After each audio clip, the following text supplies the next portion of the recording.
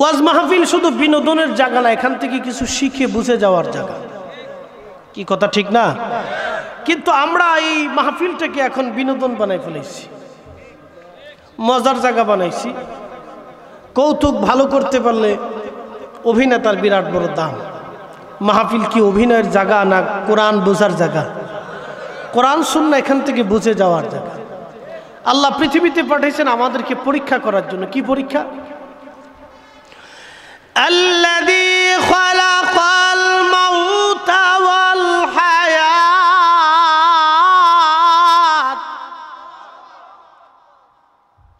আল্লাহ বলেন, ও বান্দা, আমি তোমার জন্য মরণ সৃষ্টি করেছি, হায়াত সৃষ্টি করেছি। এই জন্য আল্লাহর কোনো মরণ নাই, আল্লাহর কোনো হায়াত নাই। বলবেন হুজুর হায়াত না থাকলে তাহলে আল্লাহ কোথায়? আল্লাহ বলছেন, আল্লাহু লা ইলাহা ইল্লা হুয়াল হাইয়ুল কাইয়্যুম। আমি মালিক, চিরদিন চিরস্থায়ী, চিরঞ্জীব। আল্লাহর শুরু নাই, আল্লাহর শেষও নাই। আল্লাহর শুরু নাই, আল্লাহর শেষও নাই। আল্লাহ ছিলেন, আছেন, থাকবেন। একমাত্র আমরা মানব জাতি পৃথিবীর মধ্যম সময়ের জন্য আমরা আসছি, আবার চলে যাব। আমরা পৃথিবীর জন্য একটা মুসাফির খানার মধ্যে আছি। মুসাফির খানা এটা একজন পথিক রাস্তা দিয়ে হেঁটে যাচ্ছে, যাবার সময় একটা গাছের নিচে বিশ্রাম করলো। বিশ্রামের সময় যতটুকুন পৃথিবীর সময়টা বাবা ততটুকুন। আমরা যত দিন যায়, যত রাত যায়, যত সময় যায়, আমরা ততই কবরের দিকে যাই, কবরের দিকে যাই। অনেকেই বলে ভাই আমার বয়স বেড়ে গেছে। আসলে বয়স বাড়ে না, বয়স কমে যায়। কারো যদি 40 হয় তাহলে জীবন থেকে 40 মাইনাস। কারো যদি 20 যায় তো 20 মাইনাস। কারো যদি 60 চলে যায় তো 60 বছর মাইনাস। ভাবতে হবে আর অল্প দিন পৃথিবীর মধ্যে থাকবো। মুসলমানেরা খুব মনোযোগ। আল্লাহ বলছেন, আমি চিরস্থায়ী, চিরঞ্জীব। আমি আল্লাহর কোনো মৌত নাই, কারণ আমি মৃত্যু সৃষ্টি করেছি, হায়াত সৃষ্টি করেছি। লিয়াবলুয়াকুম, তোমাদেরকে পরীক্ষা করব। পৃথিবীটা পরীক্ষার জায়গা, পৃথিবীটা পরীক্ষার জায়গা। কে ভালো কাজ করবে, আইয়ুকুম আহসানু আমালা, কে উত্তম ভালো কাজ করবে। পৃথিবীটা হলো ভালো কাজ করার জায়গা। আমরা কে কতটুকুন ভালো কাজ করছি এটা আল্লাহ দেখবে। সর্বপ্রথম ঈমান আকীদা সহি করার পরে আমরা ভালো কাজ কতটুকুন করলাম। এই মাহফিল সিএনজি সমিতির আমার ভাইরা তিল তিল করে টাকা জমা দিয়ে মাহফিল সাজিয়েছেন। তারা প্রত্যেক দিন 5 টাকা 10 টাকা করে জমা করেছেন। সারা দিনের রুজির পরে 5টা টাকা মাহফিলের জন্য তারা রেখে দিয়েছেন। বছর শেষে যা আয় হয়েছে, এই আয়ের মাধ্যমে তারা জান্নাতের বাগান এই জন্য সাজাইছে, যাতে মুসলমান এখান থেকে কিছু বুঝে বাড়ি নিয়ে যায়, কবরে নিয়ে যায়। আমরা শুধু মাহফিলে আসি, আসার পরে মাহফিল শুনে বাড়ি চলে যায়, কিন্তু আমরা ওয়াজ বাড়ি পর্যন্ত নেই না। যদি ওয়াজ বাড়ি পর্যন্ত নিতাম, আল্লাহর কসম করে বলি সমাজে অশান্তি থাকতো না। কথা বলেন ঠিক না বেঠে? যুবক ভাইরা, আজকের মাহফিলে অধিক যুবক থেকে বোঝা যায় আগামী দিনের ইসলাম এবং সুন্নিয়ত হারাবে না। যুবক দেখে বোঝা যায় আগামী দিনের দিন ও সুন্নিয়ত আগামী দিন টিকে থাকবে। কারণ যুবকরা যখন হাল ধরেছে, বিজয় আমাদের দ্বার প্রান্তে। কথা বলেন ঠিক না? যুবকরা যখন হাল ধরে, বিজয় দ্বার প্রান্তে, বিজয় দ্বার প্রান্তে। বিজয় আমাদের আজকে হোক, কালকে হোক, বিজয় আমাদের বিজয় আমাদের। আউশকান্দির এই রাস্তা দিক অথবা আপনার এই গ্রাম অঞ্চল, আপনাদেরকে কিছু ভালো কাজের কথা আজকে বলে দিয়ে যাব। আমরা হয়তো ভাবি টুপি মাথায় দিয়ে রাস্তায় চলার নামই ভালো কাজ, এছাড়া আর বুঝি ভালো কাজ দুনিয়ায় নাই। আমাদের একটা ইনস্টিটিউট হয়েছে যে টুপি মাথায় দেওয়াটাই বিরাট বড় ভালো কাজ। ভাই টুপি কিন্তু চোরেও মাথায় দিয়ে মসজিদে জুতা চুরি করতে আসে। কি কথা কন না করে, ঠিক না? টুপি কিন্তু মাথায় দিয়ে আমরা দেশের ওই লামাজহাবি যারা আছে তারা কিন্তু ইমান চুরি করতেছে।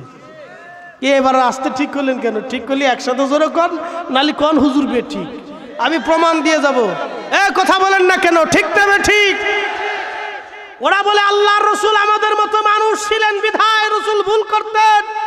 এই বদ আকীদা, এই বদ মাযহাব, এই বদ আকীদা বাংলার জমিনে দাফন করতে হবে। শাহজালালের দেশের সন্তানেরা, 360 আউলিয়ার দেশের বান্দারা শুনে রাখেন, এই বদ আকীদা এই জমিনে দাফন করতে হবে। কথা বলেন ঠিক না বেটে?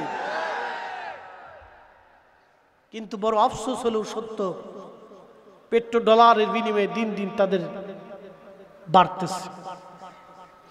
আমি আপনাদেরকে বুঝাই, এই এলাকায় যদি ধরেন রাস্তার পাশে অথবা ধান ক্ষেত, গম ক্ষেত, পার্কের জঙ্গলে একটা যুবক আর যুবতী যদি অসামাজিক কাজ করতে যে ধরা পড়ে, গ্রামের মানুষ তাদেরকে ঘৃণা করে না? আসতে বললেন কেন? করে না?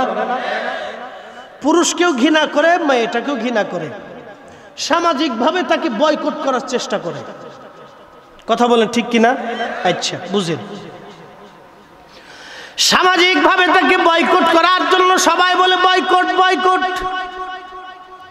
ওই অসামাজিক কাজ করার জন্য সমস্ত মানুষরা তাকে ঘৃণা করে। ও মুসলমান, খুবই মনোযোগ লাগান। আমরা যদি আমাদের দেশের ওই সুদখোর আর ঘুষখোরকে যদি ওই রকম ঘৃণা করতাম, আল্লাহর কসম আমার সমাজে সুদখোর আর ঘুষখোর খুঁজে পাওয়া যাইত না। যৌতুক দেশে আছে না? কুত্তার গোশত হালাল না হারাম? কুকুরের কারকে জবাই কইরা কুত্তার গোশতটারে বানাইয়া যদি স্যাভলন দিয়ে ধুইয়া গরম পানি দিয়ে ভালো করে ধুয়ে যদি রান্না করা হয়, আপনি খাবেন? আপনি বলবেন না এটা খাওয়া যাবে না, কুত্তার গোশত, এটা হারাম, হারাম বলে আপনি ফেলে দিবেন, খাবেন না, কারণ এটা কুকুরের গোশত। ভাই, কুত্তার গোশত যেই রকম হারাম, সুদের টাকা দিয়ে গরুর গোশত কিনে খাও ওই রকম হারাম। কথা বলেন, ঘুষের টাকা দিয়ে ছাগলের গোশত কিনে খাও ওই রকম হারাম। আর একটা ছেলে মেয়ে অসামাজিক কাজ করার জন্য যদি তাকে ওই রকম ঘৃণা করেন, যেই ছেলে, যেই লোকে, যেই গার্জিয়ান, যেই ফ্যামিলি ওই যে যৌতুকের টাকা আইনা ছেলেরে বিয়ে দেওয়ার জন্য গরুর গোশত কিনে আইনা খায়, ভাই বুঝতে হবে এটা কুত্তার গোশতের মতোই হারাম। ওদেরকেও সমাজ থেকে ওই রকম ঘৃণা করেন। ওই ছেলে ওই মেয়েকে যদি আপনি সামাজিক ভাবে ঘৃণা করেন, তা আমাদের উচিত ওই রকম ওই যে আপনার কি বলে যৌতুকখোর, ওই ঘুষখোর, ও সুদখোর, ও হারামখোর, ওকে যদি আমরা ওই রকম ঘৃণা করতাম, আল্লাহর কসম বাংলাদেশে একটাও সুদখোর, ওই জেনাখোর, ও পতিতাখোর, ও দুর্নীতিখোর, ও আপনার কি বলে ওই যে মাদকখোর, এই সমস্ত লোকদেরকে যদি আমরা সমাজ থেকে ঘৃণা করতাম, আল্লাহর কসমে সমাজ একবারে সুশীল সমাজ হয়ে যাইত। কথা বলে ঠিক না বেটে? কিন্তু আমরা তো না ভাইরা বিরাট বড় ফয়সালা দিয়ে সুদ করে সার, আপনি আমার মসজিদের সভাপতি হয়ে যান সার। কথা বলেন, সাররে তো মসজিদের সভাপতি বানাই দিয়েছেন, বেড়া তো সুদ কর। এই দিনের জন্য সাহাবায়ে কেরাম জীবন দিছে না? এই দিনের জন্য শাহজালাল ইয়ামানি মুজাররিদি হাজার হাজার মাইল রাস্তা অতিক্রম করে সুদূর ইয়ামান থেকে বাংলাদেশে আসে নাই। এই 8000 কিলোমিটার দূর থেকে বাংলাদেশে এই জন্য আসে নাই, এই দিনের জন্য আসে নাই। 360 আউলিয়া 8000 কিলোমিটার দূর থেকে পায়ে হেঁটে এদেশে এই জন্য আসে নাই, এদেশে এসেছিল আল্লাহর দ্বীন কায়েম করার জন্য। কথা বলেন ঠিক না বেটে? কষ্ট হবে আপনাদের, বোঝা যায় তো? শারীরিকভাবে অসুস্থতা আছে, সকাল পর্যন্ত জ্বর ছিল, ঠান্ডা কাশি, জ্বরের মাত্রা সন্ধ্যা পর্যন্ত ছিল, ওষুধ খাওয়ার পর একটু সারছে, অসুবিধা নেই। এটা নিয়ে করতে হয়, কারণ মাহফিলে না আসলে কমিটির উপর বিরাট বড় প্রেশার আসবে, আন্তর্জাতিক মানের প্রেশার। হুজুর আইলো না কেন? তোমরা মনে টিয়া দিছ না, তোমরা মনে দামদামি করছো, মিথ্যা কথা কইছো, নানান প্রেশার। এই জন্য আমরা বক্তাদের অবস্থা হলো অসুস্থ হইলেও আসতে হবে। অসুস্থ হলেও আসতে হবে। এই জন্যই যে পাবলিক ফাংশন, এটা সেন্সিটিভ মামলা, 10 জনের 10 কথা 10 মত, এই জন্য আসতে হবে। হ্যাঁ বন্ধু, আমার কথা কি আপনারা কষ্ট পাইতেছেন? মনে কিছু নিয়েন না ভাই। ওই যে ছেলেটা মেয়েটাও অসামাজিক কাজ করার পরে তাকে আপনি সমাজ থেকে বয়চুত করে দিতেছেন, ঘৃণা করতেছেন, তো ঠিক এদেরকেও এরকম ঘৃণা করতে হবে ভাই। হযরত আবু বকর সিদ্দিক রাদিয়াল্লাহু আনহু গোলাম এনে ওনাকে খাবার দিলেন। গোলামকে বললেন, গোলাম খাবার তুমি কোথায় পেয়েছো? গোলাম বলে, মনিব আমি অমুক ওই যে গণকের কাছ থেকে টাকা এনে আপনার জন্য খাবার এনেছি। হযরত আবু বকর সিদ্দিক রাদিয়াল্লাহু তাআলা আনহু তিনি গলার মধ্যে হাত ঢুকাই দিলেন। গলার মধ্যে হাত ঢুকিয়ে দেওয়ার পরে হযরত সিদ্দিক একবার বমি করতে চাইতেছেন। লোকেরা বললেন, হুজুর আপনি তো মারা যাবেন। হযরত আবু বকর বললেন, দেখো এই খাবার পেটের মধ্যে হজম হওয়ার আগে আমাকে মরে যেতে হবে। যদি আমি মরে যাই তাহলে আমার জন্য ভালো, আর খাবার যদি বের হয়ে যায় তো আমার জন্য ভালো। হয় আমাকে বমি করতে হবে, আর না হয় আমাকে মরে যেতে হবে। যদি মরে যায় তারপরেও ভালো, যদি খাবার বমি হয়ে যায় তাও ভালো। কিছুক্ষণ পরে অনেক চেষ্টা করার পরে বমি হয়ে গেল, খাবার বের হয়ে গেল। হযরত আবু বকর আল্লাহর শুকর আদায় করলেন। এটার নাম হলো আল্লাহর ভয়। আল্লাহ বলেন, ইয়া আইয়ুহাল্লাযীনা আমানুত্তাকুল্লাহা হাক্কা তুকাতি, বান্দারে আমি আল্লাহকে ভয় করো, ভয় করার মতো ভয় করো। মাহে রমজান আসার পরে যদি একজনকে আপনি বলেন, ভাই আপনাকে আমি পানি দিলাম, কেউ দেখবে না, পানি পান করেন, লোকটা বলবে না না না পানি পান করতে পারবো না। বলে কারণ কি? বলে এই পানি পান করলে রোজা ভেঙে যাবে। দুনিয়ার কেউ যদি নাও দেখে তো আল্লাহ দেখতেছে, আল্লাহর ভয়ে আমি পানি পান করতে পারবো না। যদি আপনি মাহে রমজানে বলেন, ভাই আপনি এই যে ঘরের দেওয়ালের মধ্যে দরজা জানালা বন্ধ করে দিলাম, আপনি এই ভাত খান, তো বলবে না পৃথিবীর কেউ যদি না দেখে আল্লাহ দেখে। কিন্তু ভাইরে দুঃখের বিষয় হলো সত্য, মাহে রমজান আসলে সবাই আল্লাহকে ডরায়। মাহে রমজান চলে যাওয়ার পরে রাস্তার ভিতরে রডের বদলে বাঁশ দিয়ে দেয়, ওই যে বিল্ডিং নির্মাণে রডের বদলে বাঁশ দিয়ে দেয়, আর রাস্তার ভিতরে পিচ ঢালাই করার সময় পিচ কমায় দেয়। কিছুদিন পরে রাস্তা ভেঙে যায়। তার মানে বোঝা গেল এরা আল্লাহকে ভয় করে না। আল্লাহকে ভয় করলে ভাই মানুষের ক্ষতি করতো না। কথা বলেন ঠিক না বেঠে? আমার দেশে অনেক হাজী ভাইরা আছে, প্রত্যেক বছরে হজ করার জন্য যায়। ভালো আমল বুঝে যান। আল্লাহ বলছে আমি পরীক্ষা করব কে ভালো কাজ করো, ভালো কাজ করো, আমি আল্লাহ সেটা দেখবো কে ভালো কাজ করো। সময় আমি বেশি নেব না, মাত্র আধা ঘন্টা। খুবই মনোযোগ দিয়ে শুনে যাবেন, আমার কথায় কেউ কষ্ট নেবেন না। আল্লাহর কসম করে বলতেছি, ইসলাহের জন্য, সংশোধনের জন্য কথাগুলি বলতেছি। শুধু আমি না, শ্রোতা বক্তা সবাইকে সংশোধন হতে হবে। দিন ইসলাম ভাই এটা শোনার নাম না, এটা মানার নাম। আগে আমাদের দেশে মুরব্বীরা দোয়া পড়তো, দোয়া পড়তে যাইয়া তাদের সূরার মধ্যে ভুল হইতো। আলহামদুলিল্লাহি রাব্বিল আলামিন আর রহমানির রহিম মালিক ইয়াউমিদ্দিন ইয়াকা নাবুদু। পানির মধ্যে ফু দিয়া পানি দিছে, ওই পানি খাওয়ার পরে মানুষের রোগ ভালো হয়ে গেছে। কারণ ওই বান্দার মাখরাজের মধ্যে ভুল ছিল, কিন্তু হৃদয়ের মধ্যে কোনো ভুল ছিল না। এখন আমরা কত সুন্দর করে সূরা পড়ে পানি পড়ি, আলহামদুলিল্লাহি রাব্বিল আলামিন আর রহমানির রহিম মালিক ইয়াউমিদ্দিন ইয়্যাকা না'বুদু ওয়া ইয়্যাকা নাস্তাঈন। কাজ হয় না। বলে হুজুর কারণ কি? কারণ একটাই, আমাদের মাখরাজ সহি, দিল সহি না। মাখরাজ সহি, দিল সহি না। আগের জমানায় মাখরাজ অশুদ্ধ ছিল, দিল সহি ছিল। দিল সহি থাকার জন্য পানির মধ্যে ফু দিছে, পানি ওষুধ হয়ে গেছে। কি কথা বলেন ঠিক না? এখন আমাদের দিল সহি না, মাখরাজ সহি, এই জন্য কাজ হচ্ছে না।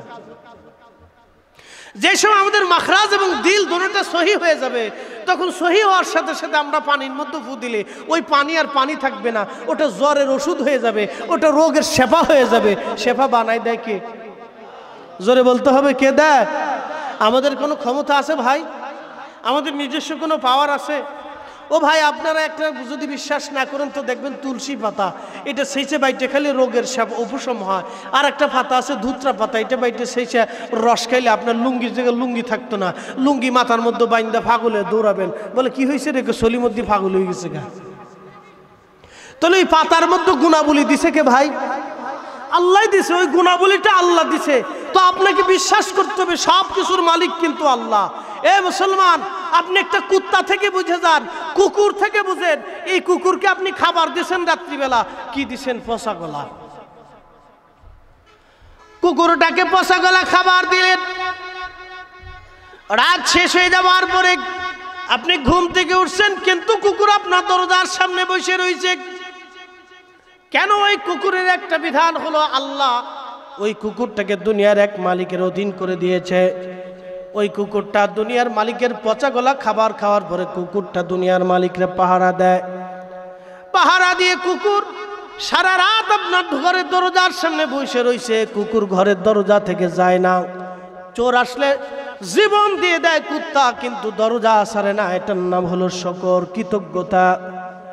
আল্লাহ পাক এই কুকুরটাকে সৃষ্টি করেছে বান্দার বাড়িঘর পাহারা দেওয়ার জন্য।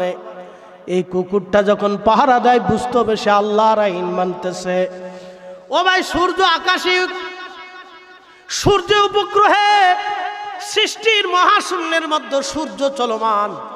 এই সূর্যটা তার নির্দিষ্ট কক্ষপথে চলে। আল্লাহ বলেন আশ-শামসু ওয়াল কমারু বিহুসবানি ওয়ান নাজমু ওয়াশ-শাজারু ইয়াসজুদান।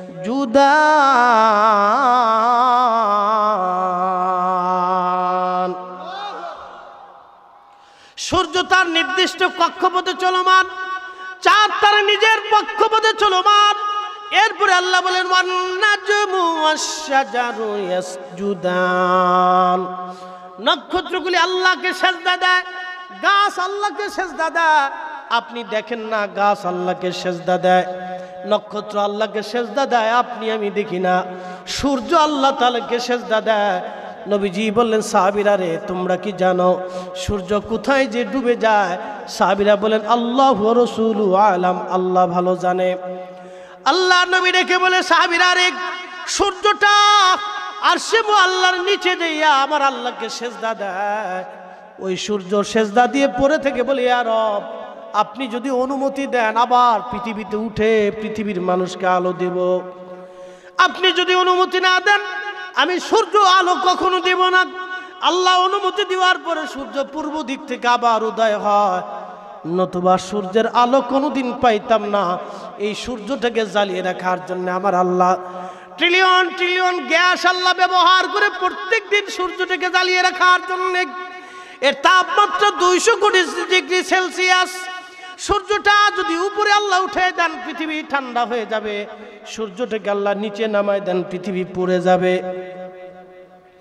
যেই মালিক সূর্যের আলো দিয়ে প্রত্যেক দিন আলোর ব্যবস্থা করে দিয়ে বললেন ও বান্দা আমি সূর্যের আলো দিলাম, যদি আলো না দিতেন পৃথিবীর মানুষ অন্ধকারে নিমজ্জিত হইয়া অন্ধকারে থাকতে থাকতে মানুষ মারা যাইত, মানুষ ধ্বংস হয়ে যাইত, সৃষ্টিগুলি ধ্বংস হয়ে যাইত। এই সূর্যের আলোর সাথে সৃষ্টির শরীরের সব কিছু আল্লাহ পাক অ্যাডজাস্ট করে দিলেন। এই যে ঘাস দেখেন, এই ঘাসের উপরে যদি আপনি 15-16 দিনে একটা না একটা ইট আপনি যদি রেখে দেন, সূর্যের আলো না পাইতে পাইতে নিচের ঘাসগুলি মরে যাবে, চারপাশের ঘাসগুলি আপনার সজীব থাকবে, কিন্তু ইটের নিচের ঘাসটা মরে যাবে। এই সূর্যটা দিছেন কে? এ জবান খুলে বলেন কে দিছে? যদি আল্লাহ না দেন কিছু করার আছে? কিচ্ছু করার নাই। এই সূর্য আল্লাহর আইন মানে। কার আইন? জোরে বলেন কার? সূর্য আল্লাহর আইন মানে, চাঁদ আল্লাহর আইন মানে। সূর্য কোনোদিন চাঁদের রাস্তায় আসে না, চাঁদ কোনোদিন আল্লাহর সূর্যের রাস্তায় যায় না। এই যে বিশ্ব রোড দিয়ে যখন গাড়ি চলে, বাম পাশের গাড়ি বাম দিক দিয়ে চলবে, ডান পাশের গাড়ি ডান দিক দিয়ে আসবে।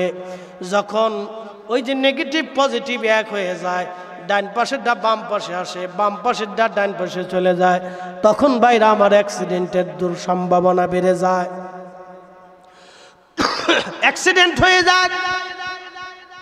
সূর্যটাকে আমার আল্লাহ পাক কেমন থেকে ধরে রাখলেন না চাঁদের পথে, চাঁদ না সূর্যের পথে। যদি দুই গ্রহ উপগ্রহ যদি এক জায়গা হয়ে যাইতো, অ্যাক্সিডেন্ট হয়ে সৃষ্টির মধ্যে এগুলি ভেঙ্গে চুরে পড়ে যাইতো, পৃথিবীর মানুষ ধ্বংস হয়ে যাইতো। আল্লাহ পাক না এমন একটা জায়গা রেখে দিলেন, সূর্যের জায়গা সূর্য আছে, চাঁদের জায়গা চাঁদ আছে, কেউ কারো পথে যায় না। আচ্ছা বলেন, সূর্য চাঁদ আইন মানে কার? আসতে বললেন কেন কার? মানুষ আইন কি আল্লাহর পুরাটা মানে? মানুষ আল্লাহর আইন পুরাটা মানে না, কিন্তু সূর্য আল্লাহর আইন মানে, গাছ আল্লাহর আইন মানে, কুকুর আল্লাহর আইন মানে, জঙ্গলের প্রাণী আল্লাহর আইন মানে। ও জঙ্গল ছেড়ে মানুষের বসতির মধ্যে সে আসে না। যদি জঙ্গলের সব প্রাণীগুলি মানব বসতির মধ্যে এসে আক্রমণ করত, তাহলে পৃথিবীর মধ্যে একটা প্রলয় সৃষ্টি হয়ে যাইত। ও আল্লাহর আইন মানে, গ্রহ নক্ষত্রগুলি আল্লাহর আইন মানে, সৃষ্টি সব আল্লাহর আইন মানে। একমাত্র মানব আর জিন আল্লাহর আইন মানতে চায় না, আল্লাহর আইন তারা মানতে চায় না, আল্লাহর আইন তারা মানতে চায় না। খোদার কসম করে বলি, আল্লাহর আইন যদি না মানি ভাই, তাহলে আমরা গাধা গরু পশু পাখির চাইতে ভাই নিকৃষ্ট হয়ে যাব। ও ভাইরা আমার, খুবই মনোযোগ। ওই চাঁদ আল্লাহর আইন মানে।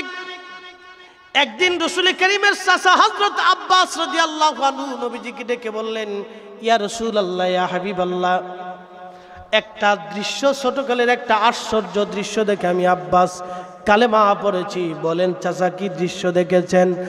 দৃশ্যখানা হলো, আপনি দোলনার মধ্যে শুয়েছিলেন, আপনার বয়স তখন মাত্র 2 দিন।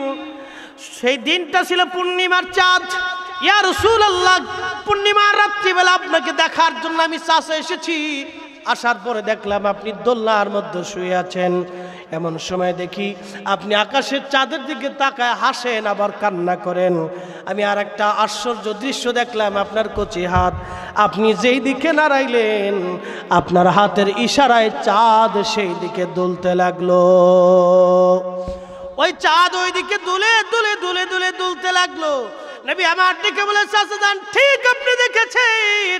ওই আকাশের চাঁদ ওই দিন আমি দোলনার মধ্যে একাকী, মা আমাকে রেখে চলে গেছেন, আমার কষ্ট হয়, ঠিক আমি কেঁদে ফেলেছি। চাঁদ আমাকে সালাম দিয়ে বলল, ইয়া রাসূলুল্লাহ, আপনি কাঁদবেন না, আপনি না আখিরি নবী। চাঁদের কথা শুনে আমি নবী হেসে দিলাম। একবার জোরে বলা যাবে না সুবহানাল্লাহ? চাঁদের কথা আমি শুনে হেসে দিলাম।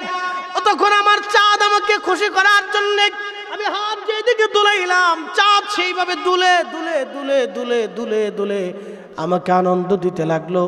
আল্লাহর হাবিব ডেকে বলে, চাচা যান, আপনি কি জানেন চাঁদ কোথায় যে ডুবে যায়? আল্লাহর নবী বললেন, চাচা যান, আপনি কি জানেন চাঁদ কোথায় যে ডুবে যায়? আল্লাহর নবী চাচা বলেন, আল্লাহু ওয়া রাসূলুহু আলাম, আল্লাহ এবং আল্লাহর নবী ভালো জানে। আল্লাহ জানে, নবী জানে, আল্লাহ জানে, নবী জানে, আল্লাহ জানে, নবী জানে, আল্লাহ জানে, নবী জানে, আল্লাহ জানে, নবী জানে। আল্লাহ নবী ডেকে বলে, চাচা যান, আকাশের চাঁদ আরশ আজিমের নিচে যেয়ে আল্লাহকে সেজদা দেয়। যখন চাঁদ সেজদা দেয়, তখন সেজদার সময় যে তাসবিহ তেলাওয়াত করে, আমি নবী পৃথিবীর জমিন থেকে সেই চাঁদের সেজদার তাসবিহর আওয়াজ শুনতে পাই। আরো জোরে, আরো জোরে বলেন আল্লাহু আকবার। এই পাওয়ার কি নবীজিকে আমরা দিছি? আমরা মানে ভোট দিছিলাম নাকি? সুযোগ আছে? যে নবী দুনিয়ার জমিন থেকে চাঁদের তাসবিহর আওয়াজ শুনতে পায়, সে নবী দুনিয়ার জান্নাতের বাগান রওজা শরীফ থেকে আমাদের দুরুদ ও সালামের আওয়াজ শোনার ক্ষমতা নবীর আছে না নাই? আমরা যখন বলি তখন কিছু বাইরে শিরিক আর বেদাতের তবকা দিয়ে বসে। এ মুসলমান, আমাদের মুসলমান হয়ে কবরে যেতে হবে। লা তামুতুন্না ইল্লা ওয়া আনতুম মুসলিমুন। মুসলমান হয়ে কবরে আসো, মুসলমান হয়ে কবরে আসো। আর পৃথিবীতে কে ভালো কাজ করো, আমি আল্লাহ সেটা দেখব। আপনাদের এই আউশকান্দি এই গ্রামে এই এলাকাতে ধরেন হবিগঞ্জ থেকে একটা ভদ্রলোক আসছে, আসার পরে একজন লোক দেখছে যে একটা লোক আসছে, আপনাদের গ্রামে ধরেন আসছে একটা লোক, আসার পরে দেখলো লোকটা ভদ্রলোকটা নতুন মানুষ, তো সালাম দেখে সালামালাইকুম, বাংলা সালাম আর কি, সালামালাইকুম। দুষ্ট লোকের খুব মিষ্টি কথা দেখবেন, সালামালাইকুম। তো মুরব্বী, এই আপনাকে এই এলাকায় নতুন নতুন দেখতেছি, কোথার থেকে আসছেন? বলে আমার বাড়ি তো হবিগঞ্জ, তো এই গ্রামে কি জন্য আসছেন? বলে ওই আব্দুল করিম সাহেবের এখানে আসছিলাম, তার একটা মেয়ে আছে, আমার একটা ছেলে আছে, আত্মীয়তা হওয়ার কথা, এই জন্য আসছিলাম। তো বেটা কয় জাগার পান নাই। বলে কি হয়েছে? না মেয়ের চরিত্র বালা না। মেয়ের চরিত্র তো খারাপ, মেয়ের মার চরিত্র আরো খারাপ। লোকটা চিন্তা করলো সর্বনাশ, ইজ্জত ফান্সার করে লাভ নাই, আমি যাই গিয়া সালামালাইকুম, চলে গেছে। আচ্ছা বলেন, আউসকান্দি কি এরকম 2-4টা লোক আছে না? নাকি সব অলি আল্লাহ? কোনটা আসেনি? এরকম 2-4টা লোক আসেনি? ও ভাই, এটা মানুষ হইলো কি? এটা তো শিয়াল কুত্তলি ভালো হইতো। কি কথা কন না কেরে? ও মানুষ হইলো কেরে? ও শিয়াল কুত্তলি তো ভালো হইতো। বলবেন হুজুর এত শক্ত বলতেছেন কেন? শক্তই জন্য বলতেছি, আমরা নিজেরাই তো ভালো হইতে পারি নাই, শুধু এই আউসকান্দিরা, বাংলাদেশের প্রত্যেকটা গ্রামে ওয়ার্ডে এরকম লোক 2-4টা আছে। তার উচিত ছিল ওই মেয়েটার বিবাহের ব্যবস্থা করে দেওয়া, সে না করে আরো বিয়ে ভাঙ্গানি দিয়ে দিছে। তার মানে এটা মানুষ হইল কি? এটা জানোয়ার শুয়োর কুত্তা হইলে ভালো হইতো। কি কথা বলেন না কেন? বলেন ঠিক না বেঠিক তো কইতে হবো, নাহলে যদি বেঠিক হয় তাহলে কোন হুজুর এটা বেঠিক, এটা হইছে না। কি কথা কন সবাই একসাথে কন? হ্যাঁ এবার ঠিক হয়েছে। এই যে সাক্ষী যে দিচ্ছেন, এই সাক্ষীটা কিয়ামতের ময়দানে কাজে লাগবে। ও ভাই, এই যে নির্বাচন চলতেছে, এই এখানে উপস্থিত গণ্যমান্য ব্যক্তিবর্গ আছে, মনে কিছু নিয়ে না, নির্বাচন চলতেছে। নির্বাচনে এক ইউনিয়নের ভিতরে ক্যান্ডিডেট ধরেন 10-12 জন, 15 জন, 20 জন আছে। তো একই লোক চেয়ারম্যান সাহেবের কাছে ভাই জানাই আমার বাড়িতে বাজার নাই, 2000 টাকা লাগে, আমার 4-5টা ভোট আছে। বেচারা মনে করলো যদি টাকা না দিত ভোট দিবে না, দিছে 2000। আরেকজন এসে ভাই আমার ওই ওষুধ কিনার টাকা নাই, 2000 টাকা লাগে, আমারও 4-5টা ভোট আছে, দিল 4-5টা ভোট, দিছে 2000 টাকা, না দিলে ভোট দিত না। আচ্ছা, খুব মনোযোগ দিয়ে। আরেকজন এসে ভাই চেয়ারম্যানিতে দাঁড়াইছেন, চাটা তো খাওয়াইলেন না, জীবনে কিন্তু কিনে চা খায় না। খান? কয় না আমি তো চা খাই না, কফি খাই। তো দিছে কফি, না খাইলে তো ভোট দিবেন না, খাওয়াইছে কফি। খালি কফি খাওয়াইলেন, আর কিছু খাবেন না? খান, কি খাবেন খান। তো খাইতে খাইতে 500 টাকা বিল করে লেছে। তো ওই বেড়াগারে সুষ্টি সুষ্টি সুষ্টি সুষ্টি জোকের মতো সুষ্টি সুষ্টি বেড়াগার জান শেষ করে লেছি আমরা। নির্বাচন শেষ হয়ে যাওয়ার পরে বেটা দেখে আমার 2 কোটি টাকা নেই। ওই বেটা চিন্তা করলো, তুই আমার আজকে সুষ্টিছিস, চুষে অসুবিধা নেই, একবার যদি নির্বাচনে জিততে পারি তো কায়দা মতো 5 বছর পরে আমু তো করে চুষবো। কি কথা কন না কে? আরে আমরা জনগণ যদি ভালো হইতাম তাহলে চেয়ারম্যান মেম্বাররা ভালো হয়ে যেত। আমরাই ওনাদেরকে চুষে আগে শেষ করছি, ওনা পরে চুষে। দোষ তো আমাদের, খালি ওনাদের দোষ দিয়ে লাভ কি? কি কথা কন না কেন? আমরা তো এখানে সুষ্টি সুষ্টি এখানে জান শেষ করিয়া লাইছি। নির্বাচন শেষে দেখে 5 কোটি টাকা নাই।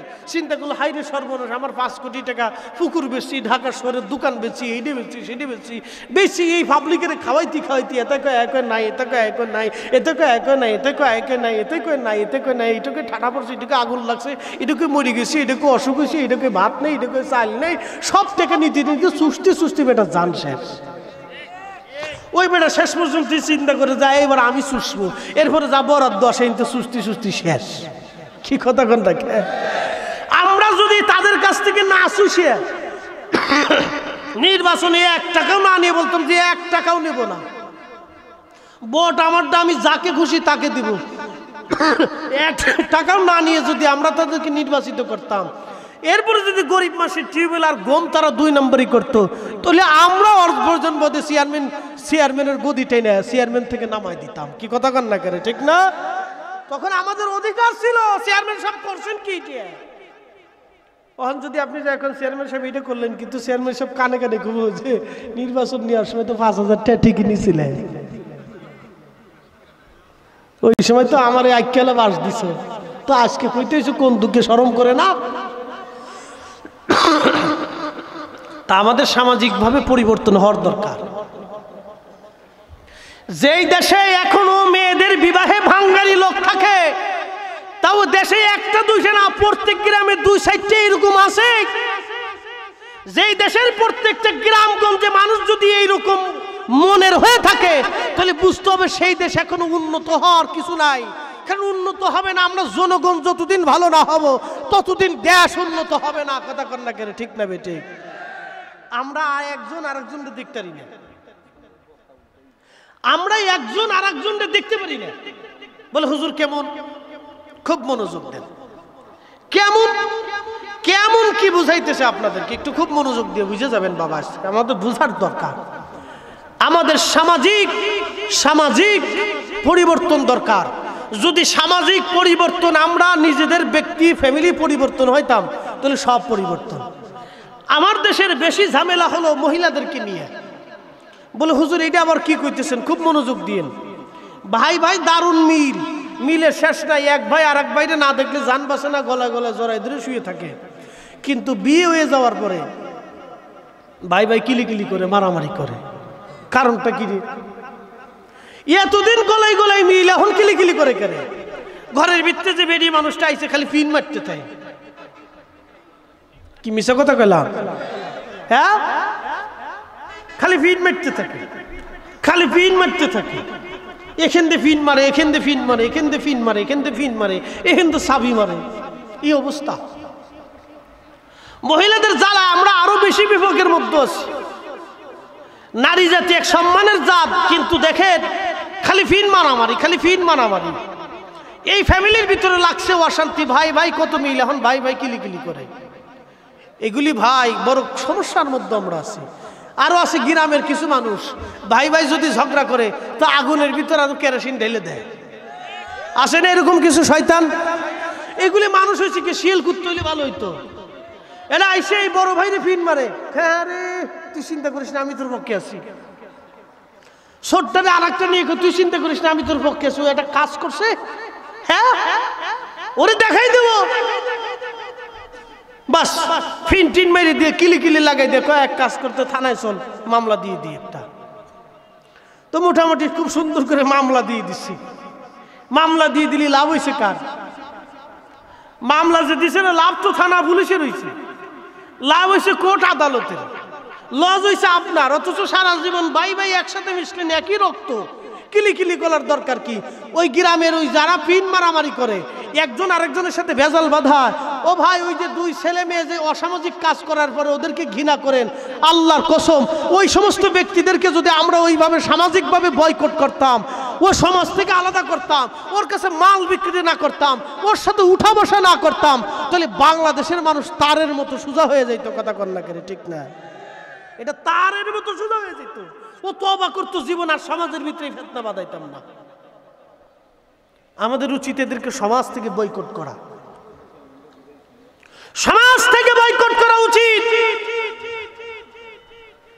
সমাজ থেকে বয়কট করলে মানুষের শিক্ষা হয়ে যাবে। প্রিয় ভাইরা আমার, বন্ধুগণ আমার, আমাদের জীবনের পরিবর্তন দরকার। আমরা শুধু যদি মনে করি পাগড়ি মাথায় দিয়ে রাস্তায় হাঁটার নাম সুন্নত, না বাবা, শুধু পাগড়ি মাথায় দিয়ে হাঁটার নাম সুন্নত না। সুন্নত যদি আপনি দেখতে চান তাহলে চলে যান খুলাফায়ে রাশিদিনের দিকে। সুন্নত যদি দেখতে চান চলে যান আল্লাহর হাবিবের জিন্দেগির দিকে। সাহাবে ইকরামের জীবনে, আউলিয়া ইকরামের জীবনে সুন্নত যদি দেখতে চান, আল্লাহর ওলিদের জীবনগুলির দিকে আপনি ফলো করেন। আমরা অনেক সময় দেখা যায় এই যে মাহে রমজান আসবে, কত হাজি ভাইরা এখন তো করোনার কারণে টিকা না থাকার কারণে অনেকে হজে যাইতে পারে না, ওমরা করতে পারে না। ওই যে হাজিরা অনেকে বাংলাদেশের কোটি কোটি টাকার মালিক, হজ করার জন্য মক্কা মদিনায় দৌড়ায় চলে যায়।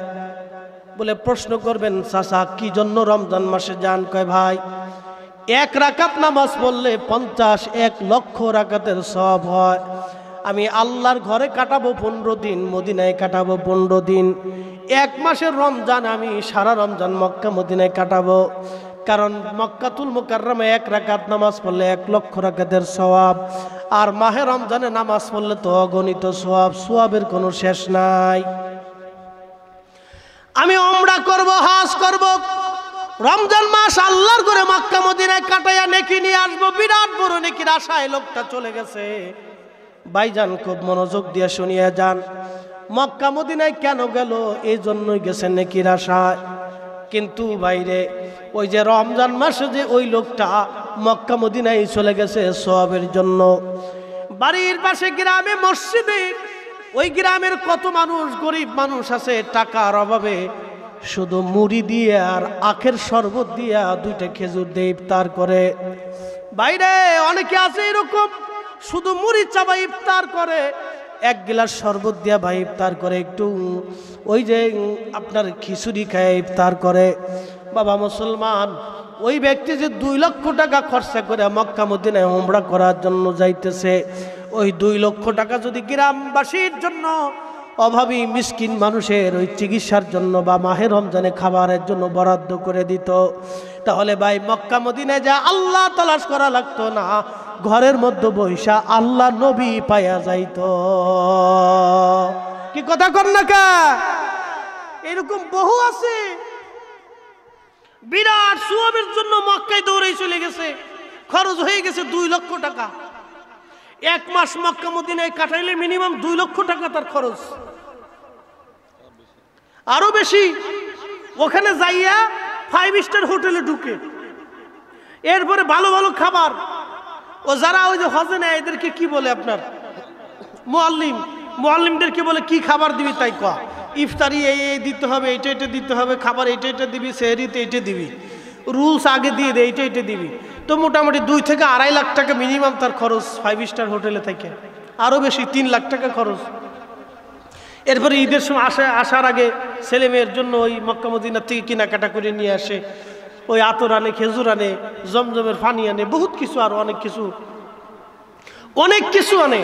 ও ভাই, আমার দেশের এই হাজারে হাজারে লাখে লাখে মিনিমাম বাংলাদেশ থেকে না হলেও 50,000 লোক যায়। 50,000 লোক রমজান মাসে যায় মক্কা মদিনায় হজ করার জন্য, মিনিমাম হলো 50,000 যায়। এই 50,000 টাকায় এক একজন লোক যদি 1 লক্ষ টাকা বরাদ্দ করতো, তাহলে কত লাখ টাকা হইতো? 50,000 লক্ষ। 50,000 লক্ষ টাকা দিয়ে যদি বাংলাদেশে ভাই প্রত্যেক গরিব অঞ্চলে যদি ইফতারির জন্য বরাদ্দ করা হইতো, ও ভাই আমার দেশের একটা লোক মুড়িয়ার চানাচুর খাই ইফতার করা লাগে না, সবাই ইফতার খুব পরিতৃপ্তির সাথেই খাইতে পারে। কথা কর না কেন? এই বেলায় নাই, খালি সোয়াব বেলায় তালাশ করে। বাড়ির পাশে গ্রামের মানুষ না খেয়ে বসে রয়েছে, এটার খবর নাই। আমরা খালি মনে করতেছি ওখানে গেলেই বিরাট বড় সোয়াব, ওখানে গেলেই মনে করতেছি বিরাট বড় সোয়াব। এই কথাগুলি বলতে হবে আজকে। আল্লাহ কোথায় পাবা? শাশির কবর কোথায় আর শাশা কান্দে কোন জায়গা? গ্রামবাসী প্রতিবেশী না খেয়ে রইছে, আত্মীয় স্বজন টাকার অভাবে, ভাই কত গ্রামবাসী আছে টাকার অভাবে ভালো ইফতার করতে পারে না। আপনি কত দেখবেন? আমার সাথে চলেন তো, আপনাকে দেখাবো হাজার হাজার। কত দেখতে চান বলেন? হাজারে হাজারে দেখাবো আপনাকে, হাজারে হাজার। কিন্তু এই বেলায় বরাদ্দ নাই, শুধু মক্কা মদিনা দৌড়াইতেছে সোয়াবের আশায়, বিরাট বড় সোয়াব, খালি সোয়াবের পাল্লায় দৌড়াইতেছে। ঢাকাতে আমার মসজিদের এক মুসল্লি, বিরাট বড় ধনী ব্যক্তি, ঢাকা বেড়ে 30-35টা বাড়ির মালিক, হুজুর দোয়া করেন মক্কায় যাব রমজান মাস, করোনা আসার আগে। আরে ভাই ওয়াজ করবার দেন, আমার ওয়াজ আমারে করতে দেন। আপনাদের মতে যদি ওয়াজ করি তাহলে এই ওয়াজ সর্বনাশ হয়। কি কথা কন না কেন? আমার ইচ্ছা আমাকে ওয়াজ করতে দিবে, কমিটিদের ইচ্ছায় ওয়াজ করলে ওয়াজ নষ্ট হয়, এই ওয়াজের তাসির থাকে না। আমি দেখছি, বহুত জায়গা দেখছি এরকম, এই ওয়াজের তাসির নষ্ট হয়। ওয়াজ করতে দেন, এইগুলি আমাদের মানুষের বুঝার দরকার। এগুলি সামাজিক ব্যাধি, মহামারী হয়ে গেছে। আজকে মহামারীর মতো ব্যাধি হয়ে গেছে ভাই। এত বড় ব্যাধি মনে কিছু নিয়েন না, সবাই বলতেছি আমাদের সমাজে এত ব্যাধি হয়েছে যে আমরা একজন আরেকজনের সহযোগিতা করি না। কেবল কেমন ব্যাধি, আমাদের দেশে কিস্তির সিস্টেম আছে না, কিস্তির সিস্টেম আছে দেখবেন। এই কিস্তি হবে কেন? কিসের কিস্তির দরকার? আল্লাহ রাসূল বলেছে উম্মাহ তোমরা কর্জে হাসানা দাও। কর্জে হাসানা দুইটা সওয়াব, একটা হলো হাওলাত দেওয়ার সওয়াব, 2 নম্বর সদকার সওয়াব। কিন্তু আমার দেশের প্রথম সমস্যা কি জানেন? কর্জে হাসানা যদি একবার আপনি দেন, দেওয়ার পরে 1 বছর পর্যন্ত আপনার পায়ের স্যান্ডেলের তলা শেষ হয়ে যাবে টাকা উঠাইতে উঠাইতে। কি কথা কন না কেন? এই জায়গায় একটা বিরাট সমস্যা। এই সমস্যার কারণে মানুষ একবার যে 2-1বার হাওলাত দেওয়ার পরে আর কানে ধরে তওবা করে আমি আর হাওলাত দিতাম না। এই যে সমাজ থেকে, এই মুসলমান মিল্লাত থেকে কর্জে হাসানা যখন উঠে গেছে, তখন কিস্তি আলারা কয় আসো নিয়ে যাও। 1 লক্ষ নিবা, দিবা কত তাই কয়। ওরা একটা নির্দিষ্ট টাইম মেপে দিছে, এই 1 মাসের ভিতরে এত টাকা দিতে হবে, এত টাকা দিতে হবে। 1 লক্ষ টাকা দেখা যায় যে 1 বছরে 10,000 টাকা লাভ নিয়ে গেছে। কর্জে হাসানার প্রচলন যদি ইসলামের ভিতরে ব্যাপকভাবে থাকতো তাহলে বাংলাদেশে এই কিস্তির টাকার প্রয়োজন ছিল না। কিন্তু আমরা নবীর সুন্নত যখন ছেড়ে দিছি তখন আমাদের উপর গজব চেপে আসছে। যদি আমরা সুন্নত মানতাম তাহলে গজব আসতো না। হে মুসলমানেরা খুব মনোযোগ, এইগুলি আমরা যখন ভুলে যাইতেছি তখন আমাদের অবস্থা বড় করুণ, বড় কঠিন অবস্থা হয়ে যাচ্ছে আমাদের। ভাইজান, এটা না, ইসলাম আমাদেরকে এটা শিক্ষা দেয় নাই। ভাই হাজী সাহেবকে বললাম, হাজী সাহেব ইফতার দিয়ে যান। কত গরিব মানুষ রমজান মাসে ইফতার করার জন্য আসে, সারাদিন রিক্সা চালাইয়া দিন মজুরি করিয়া ভালো একটু ইফতারের জন্য মসজিদে ইফতার করার জন্য আসে, ইফতার কিছু দিয়ে যায় না 1 মাসের। হাজী সাহেব যা ইফতার দিল ভাই, এটা বলার কোনো ভাষা নাই। অথচ আল্লাহ পাওয়ার জন্য মক্কায় চলে গেল, 2 থেকে 2.5 লাখ 3 লক্ষ টাকা সে খরচা করবে, 5,000 টাকার ইফতারও সে মসজিদে দিতে পারলো না। অথচ আল্লাহর নবী বললেন একজন রোজাদারকে তুমি যদি ইফতার করাও, তার রোজা হোক বা না হোক, তোমার আমলনামায় একটা রোজার নেকি লিখে দেওয়া হবে। একবার আওয়াজ তুলে বলা যাবে কি সুবহানাল্লাহ। বন্ধুগণ আমার, খুবই মনোযোগ দিয়ে শুনিয়া যান। হযরত আব্দুল্লাহ ইবনে মুবারক রাহিমাহুল্লাহ পৃথিবীর অন্যতম শ্রেষ্ঠতম একজন মুহাদ্দিস ছিলেন। তিনি এত বড় আলেম দুনিয়াতে আর কোনোদিন জন্ম হবে না। হযরত আব্দুল্লাহ ইবনে মুবারক রাহিমাহুল্লাহ তিনি যখন মক্কাতুল মুকাররমার দিকে হজের জন্য রওনা করলেন, উনি হজের জন্য যখন মক্কায় রওনা করলেন, যাওয়ার সময় আব্দুল্লাহ ইবনে মুবারক রাহমাতুল্লাহ আলাইহি একটা গ্রামের মধ্যে তিনি তাবু গাড়লেন। খাদেমকে বললেন, বাবারে তাবু যে গাড়লাম, সকালবেলা ফজরের নামাজের পরে আবার বের হয়ে যাব, বহু দূরের রাস্তা, পায়ে হেঁটে হেঁটে যেতে হবে বাবা। হযরত আব্দুল্লাহ ইবনে মুবারক তাহাজ্জুদের নামাজ পড়ে, ফজরের নামাজ পড়ে তিনি তাসবিহ তাহলিল করতেছিলেন। তাসবিহ তাহলিল করার সময় আব্দুল্লাহ ইবনে মুবারক রাহিমাহুল্লাহ তিনি লক্ষ্য করলেন একটা যুবতী মেয়ে, তার চেহারার মধ্যে যৌবনের কোনো চিহ্ন নাই, চামড়াগুলি ঘুষিয়ে হাড্ডির সাথে মিশে গেছে। একটা মরা মুরগি নিয়ে মেয়েটা হেঁটে হেঁটে যায়। আব্দুল্লাহ ইবনে মুবারক জিজ্ঞেস করলেন, এ খাদেম, তুমি মেয়েটাকে যায় ডেকে নিয়ে আসো। কারণ কি, মেয়েটা মরা মুরগি নিয়ে যায় কেন, জিজ্ঞেস করবো তার হালত। মেয়েটা যখন কাছে আসছে, আব্দুল্লাহ ইবনে মুবারক জিজ্ঞেস করলেন, মা আপনার তো যৌবনের কোনো চিহ্ন দেখা যায় না, আপনি একেবারে রুগ্না, চামড়াগুলি হাড়ের সাথে মিশে গেছে, কারণ কি?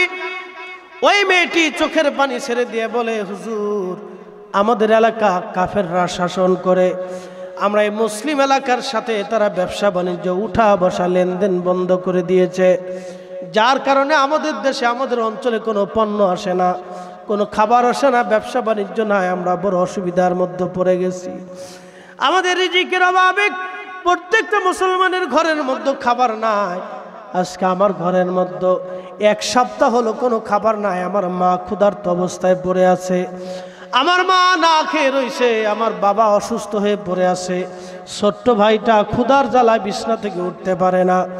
আমি চিন্তা করলাম ফজরের নামাজ পড়ে দেখি কোনো খাবার মিলাইতে পারি কিনা বের হয়ে আসলাম। এসে দেখি রাস্তার পাশে মরা মুরগি পড়ে আছে। চিন্তা করলাম মরা মুরগিটা নিয়ে গোশত বানাইয়া বাবা মারে খাওয়াবো।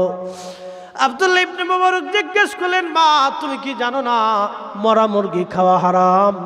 মেয়েটা চেককে দে বলে, হুজুর আমি জানি মরা মুরগি খাওয়া হারাম, কিন্তু জীবন বাঁচানোর জন্য মরা মুরগি খাওয়া হালাল হুজুর, এই মাসালাও আমি জানি।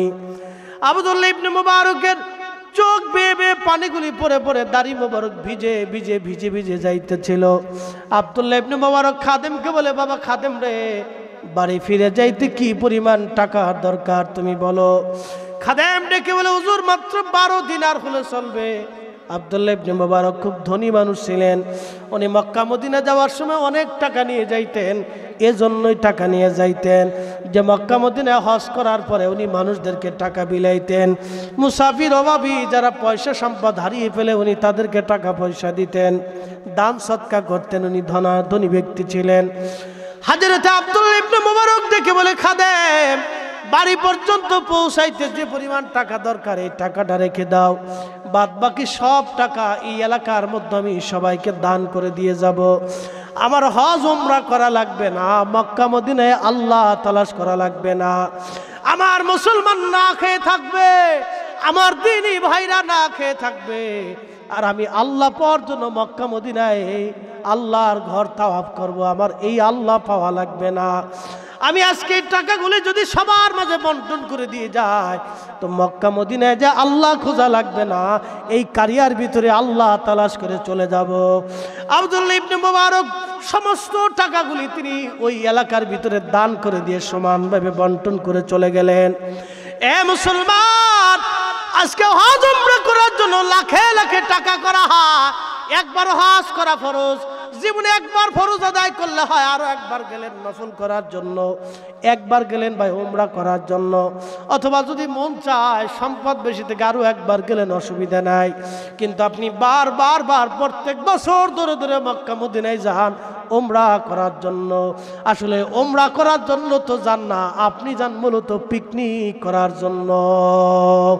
বাড়ির পাশে গরিব মানুষ না খেয়ে পড়ে যায়, কত দরিদ্র। ওই যে মৌলভীবাজার সদর হসপিটালে যান, হবিগঞ্জের সদর হসপিটালে যায়, দেখেন কত মা টাকার অভাবে সন্তানের চিকিৎসা দিতে পারে না, কত সন্তান টাকার অভাবে মার ওষুধ কিনে দিতে পারে না, কত বাবা টাকার অভাবে নিজের সন্তানকে ওষুধ কিনে দিতে পারে না। বাবার এইরকম দেখে একটা গরিব মানুষের চিকিৎসার টাকা যদি এরা দিয়ে দেয়, আল্লাহর কসম করে বলি আল্লাহ পাওয়ার জন্য মক্কা মদিনায় যাওয়ার দরকার হবে না। আল্লাহ নবী বাংলাদেশ থেকেই খুঁজলে পাওয়া যায়। কথা কন না কেন? কিন্তু এ লোকের সংখ্যা কম। এবারে যদি চান তো 10টাও বেরোয় না, 10 টাকা বেরোয় না। মুআল্লিম ডেকে কি খাওয়াবি তাই কত সার্ভিসে কত টাকা, কোন প্যাকেজে কত টাকা, ভালো প্যাকেজ কোনটা ওইটা আমাকে দিবি। একবারে মক্কা ঘরের কাছে কাছে যেটা হোটেল 5 স্টার সেটা বুকিং দিবি। ইস, সোয়াব পাওয়ার জন্য, আল্লাহ পাওয়ার জন্য 5 স্টার হোটেলে যায় ঘুমা। আরে বলখের বাচ্চা ইব্রাহিম বিন আদহাম রহমতুল্লাহ আলাইহি, উনি একদিন নিজের প্রাসাদের ভিতরে নামাজ পড়তেছে। তো নামাজ পড়ার সময় উনি দেখতেছে কে জানি ছাদের উপরে হাঁটাহাঁটি করে। টুনার প্রাসাদের ছাদের উপরে এত গার্ড, কে উঠলো? জানালা দিয়ে ডাক দেখে, ছাদের উপরে কে? বলে আমি এক আল্লাহর বান্দা। কি করো? বাচ্চা আমি ছাদের উপরে উট তালাশ করতেছি। উট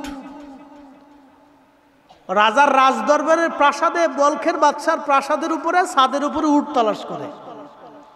ইব্রাহিম বিন আদহাম ডাক দেখে, তুমি কি পাগল হইছো? ছাদের উপরে উট খোঁজা যায়? এই ছাদের উপরে উট কোথার থেকে আসবে? এই প্রাসাদের ছাদের উপরে উট উঠে কোনোদিন? তুমি তো পাগল হইছো। ওই আল্লাহর বান্দা ডাক দেখে, ইব্রাহিম বিন আদহাম আপনি তো নিজেই পাগল হইছেন। আপনি প্রাসাদের ভিতরে ঘুমাইয়া প্রাসাদের মধ্যে নামাজ পড়িয়া আল্লাহকে তালাশ করবার চান না। এই ছাদের উপরে উঠে যদি আমি উট তালাশ করে না পাই, ইব্রাহিম এই ছাদের উপরে উঠে যদি আমি উট না পাই, তাহলে এই প্রাসাদের ভিতরে আপনি ইবাদত করে আল্লাহ পাবেন না। ইব্রাহিম বিন আদহাম রহমতুল্লাহ চিন্তায় পড়ে গেলেন, কথা তো সত্য রে। এই প্রাসাদের মধ্যে আরাম করে আমি আল্লাহ কেমনে পাবো? ওনা মক্কা মদিনায় যায় 5 স্টার হোটেলে বুকিং দেওয়ার জন্য। ইস, 5 স্টার হোটেলে যে বুকিং দেয়। আমার দেশের কত গরিব মানুষ ভাত পায় না, 5 স্টার হোটেল বুকিং দেয় আল্লাহ পাওয়ার জন্য গেছে, পাগলের জাত। শোনেন, এগুলি আমাদের দেশে এখন সামাজিক ব্যাধি হয়ে যাইতেছে দিন দিন, সামাজিক ব্যাধি। আমরা পাপকে ঘৃণা করি, পাপীকেও ঘৃণা করতে হবে। পাপ যেমন ঘৃণা করি, পাপীরও ওরকম ঘৃণা করেন। পাপীকেও ঘৃণা করতে হবে। বলে হুজুর কারণ কি? এজন্যই করতে হবে সামাজিকভাবে কিছু মানুষের বয়কট করেন, বয়কট করে দেন, দেখুন সমাজ চেঞ্জ হয়ে গেছে। যারা সমাজের ভিতরে বিশৃঙ্খলা বাধায়, পিনিক মারে, আছে না এরকম ঝামেলা পাকা, এদেরকে সমাজ থেকে বয়কট করেন, লাথি মারেন ওর কপালে। ওর সাথে ব্যবসা বাণিজ্য, ওই কুকুরের শরীরে ঘাও হইলে, বিষটা হইলে যেরকম আপনি ঘৃণা করেন, ওকে ওরকম ঘৃণা করেন, একে ঘৃণা করেন। আজকে মধ্যপ্রাচ্য যে আপনি দেখেন উন্নত বিশ্বগুলো এত উন্নত কেন জানেন? ওরা কিন্তু সব, কেউ বৌদ্ধ, কেউ খ্রিস্টান, কেউ ইহুদি, কেউ নাস্তিক, অধিকাংশই নাস্তিক, এরা কোনো ধর্মকর্ম মানে না। কিন্তু একটা নীতি কি জানেন? ওরা 1 নম্বর নীতি কোনো মানুষ ঠকায় না, 2 নম্বর নীতি মিথ্যা কথা বলে না, 3 নম্বর নীতি ওদের দেশে মালে কোনো ভেজাল পাবেন না। আর আমার দেশে মাল কেমনে ভেজাল? টুপিওয়ালা মাথায় টুপি দিয়ে ব্যবসা করতেছে রমজান মাসে, টুপি দিয়ে ব্যবসা করে। পাবলিক চিন্তা করে যে মাথায় টুপি আছে, ওই লোকটা নামাজি, মনে হয় একটা 2 নম্বরই করতে পারতো না। কিন্তু মালে তো ফল কিনছেন 3 কেজি, কমাই দিছে ভাই 250 গ্রামই নাই, 250 গ্রাম নাই, কিন্তু মাথায় টুপি। পাবলিক তো মনে করছে টুপিওয়ালা এর কি আর 2 নম্বরই করতে পারে, টুপি মাথায় দিয়েও 2 নম্বরই শুরু করছে। ভাই এই হলো আমাদের দেশের অবস্থা, এগুলি পরিবর্তন করার দরকার। এই মালের ভিতরে যারা ভেজাল দেয়, এরা নিকৃষ্ট পৃথিবীর সৃষ্টির জাত, এরা মানুষ হতে পারে না, এটা মানুষই না। হযরত ইব্রাহিম বিন আদহামের জীবনের একটা ঘটনা বলে শেষ করে দিব না? কষ্ট হচ্ছে আপনাদের? আধা ঘন্টা চাইছিলাম, আধা ঘন্টা কিন্তু পার হয়ে গেছে। আর একটু সময় চলবে ইনশাল্লাহ, 10 মিনিট চলবে। তাহলে একটু আওয়াজ দিয়ে বলেন তো আল্লাহু আকবার। নারে তাকবীর, নারে রিসালাত, আহলে সুন্নাত ওয়াল জামাত, নারে তাকবীর। পৃথিবী থেকে ভাই আমরা আমার ঈমান ও আমল নিয়ে কবরে যেতে হবে। ভাই আজকে আমরা পৃথিবীতে আসি, কালকে আমাদের কবর হয়ে যেতে পারে। আমরা যে যাই বলি ভাই, পৃথিবীতে কালকে আমাদের জন্য কবর রচনা হতে পারে, কোনো গ্যারান্টি নেই। আজকে এখানে মাহফিলে বসে রয়েছেন, কালকে এই সময় আপনি কবরের বাসিন্দা হয়ে যাবেন, বলার কোনো সুযোগ নেই। ওয়ামা তাদরি নাফসুম মাযা তাকসিবু গাদা। আগামীকাল তোমার আমার জন্য কি বই আসতেছে আমি কেউ জানি না, বলতে পারবো না। ও মুসলমান, খুব মনোযোগ দিয়ে শুনিয়া যান, আগামীকাল আমার জন্য কি আসবে আমি বলতে পারবো না ভাই। পৃথিবী থেকে আমরা সবাই কবরে চলে যাব, কেউ দুনিয়ার মধ্যে আমরা থাকবো না। বাবা মুসলমান, দুনিয়ার থেকে যেহেতু চলেই যেতে হবে, শূন্য হাতে খালি হাতে। ভাই বন্ধু আপনজনা সঙ্গে তোমার কেউ যাবে না রে। ও তোর খালি হাতে একা পথে যাইতে হবে মনোবেরি। দেখ না মন ঝাঁক মারি এই দুনিয়াদারি। দুনিয়ার ভিতরে খালি কে কারে ঠকাবে, কে কারে মারবে, কে কারে বাস দিবে,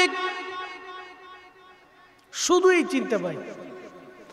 আরে মসজিদের টাকা চুরি হয়ে যায়, কি কথা কর না কেন? চুরি হয় না? হয় না? যে মসজিদের টাকা চুরি করে, চিন্তা করেন, সে কিন্তু মসজিদে নামাজ পড়ে চুরি করে।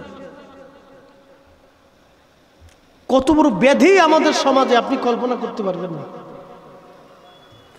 এখন এমন অবস্থা দাঁড়াইছে যে কাকে বিশ্বাস করবেন, এই বিশ্বাসটাই উঠে গেছে। সমাজ থেকে বিশ্বাস উঠে গেছে। আগে ভাই আমাদের দেশে ব্যাংক ছিল না, কিন্তু মানুষরূপী কিছু ব্যাংক ছিল। এই মানুষদের কাছে মানুষেরা টাকা অর্থ সম্পদ জমা রাখতো। জমা রেখে বলতো, ভাই এই যে জমা রাখলাম, ওই 10,000 টাকা যেইভাবে সুতা দিয়ে পেঁচায়, কাপড় দিয়ে বা ওই কাগজ দিয়ে পেঁচায় দিছে, ঠিক 6 মাস পরে ওইভাবেই আবার ফেরত দিছে। আমাদের গ্রামে একজন ছিল, বাজারে বড় ব্যবসায়িক ছিল, কিন্তু খুব আমানতদার ছিল। আল্লাহ তাকে বেহেশত নসিব করুক, আল্লাহ মাফ করে দিক।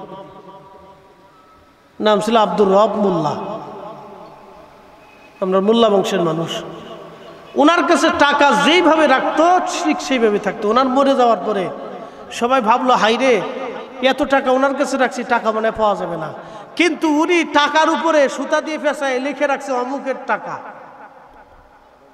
মরার আগে সব টাকার উপরে লিখিত হয়ে গেছে। সুবহানাল্লাহ বলা যাবে না? আরে আসতে বলেন কেন, জোরে বলেন সুবহানাল্লাহ। এইরকম কিছু আমানতদারি লোক ছিল আগে, এদেরকে জিন্দা ব্যাংক বলা হইতো, ব্যাংক। তো খুব মনোযোগ দেন। ইব্রাহিম বিন আদহাম রাহমাতুল্লাহ আলাইহি আল্লাহকে পাওয়ার জন্য বাদশাহী ছেড়ে দিলেন। উনি হজ করলেন। হজ শেষ করার পরে চিন্তা করলেন, একটু বাইতুল আকসা থেকে ঘুরে আসি। কিছুদিন বাইতুল আকসা ইবাদত করে এরপরে আমি মক্কা মদিনা হয়ে এরপরে আমি আমার স্থানে চলে যাব।